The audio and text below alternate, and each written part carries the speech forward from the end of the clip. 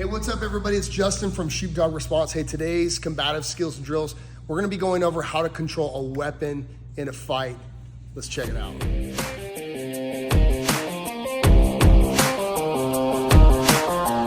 Okay, so how do we know that there's a weapon, or more specifically a handgun, in the fight? If we check out Sam here, we can see that we've got some printing. This is a lot of time very noticeable, so we always wanna be looking at the waistband of a potential opponent. Okay, a lot of times they do a lot of bumping too. They're always trying to check to see if that weapon's still there. They're constantly touching it. These are some things we want to look for before we get into some serious business. So if in fact I think my opponent here is armed, there's a couple key things I got to pay attention to. One, he's got to clear his garment to draw this weapon. So Sam has taken his left hand here, his support hand, he's cleared that garment. The second thing is he's gonna try to get a purchase on this handgun, which is gonna produce this 45-degree flare here, or just an arm flare. We're gonna see this is gonna be very noticeable. So even if we don't know what he's reaching for, this telltale sign is a key indicator that he's going for something in the waistband. Once I've decided that my opponent definitely has something in his waistband and he's definitely going for something, the time to act is now. I can be wrong about it later, but I've got to assume the worst. And the first thing I got to do is I've got to get control. To get control, I've got to grab the hand that's making a purchase on the firearm. I'm going to reach out and I'm going to grab the meat of his wrist. I want to squeeze the hand so that I almost make a baby butt with his palm, okay? If I can control the hand, I can control the weapon, and this is what I'm looking for. I'm going to swim behind my opponent and get off perpendicular to him. With my free arm here, I've got two options. I can either bring my arm through and grab the wrist, or I can grab the outside of the elbow and bring it in. Once I've secured his arm here, I want to keep my back straight, my head up, my posture. I don't want to sacrifice good posture. I want to make him sacrifice his posture. I'm going to go into my body lock takedown. I'm gonna drive my head to start to off balance my opponent. And as I do that, I'm going to then step behind and lower them to the ground. I wanna keep control all the way to the ground.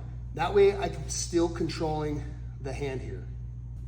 Once I get my opponent to the ground, I'm trying to control the hand. I don't want him to be able to pull this weapon out. If I can control the hand, I control the gun. I can either wait for help or we can start to get to business here. Now I've decided that help maybe isn't on the way, or I want to secure this weapon myself. I'm going to achieve a dominant position. I like to go knee on belly here to control my opponent, but my priority number one is to control the weapon. Priority number two then would be to improve my position. Now I'm going to take care of priority number three, which is do damage at every opportunity.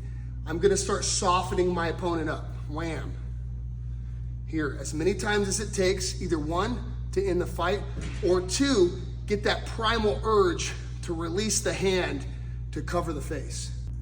When I'm controlling his hand and I start softening him up, he's gonna get this primal urge to protect his face. I'm gonna let him pull his hand out.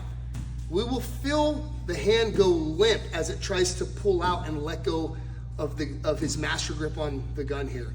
As soon as he does that, I'm going to go ahead and get a handle on this weapon and I'm going to secure it.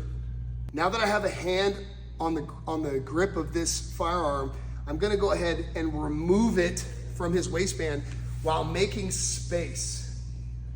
I want to make space, and I'm going to immediately tap, rack, and draw down on my opponent here.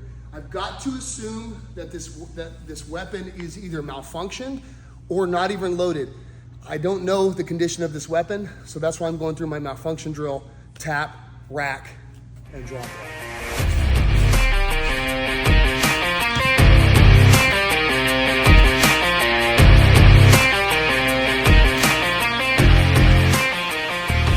Okay guys, so that's a really basic method to control the weapon. It's basic, but it works, guys. It's proven, okay? If you're not practicing this in your gym with a partner, with a training gun, It's just theory. Let's get out there, start training.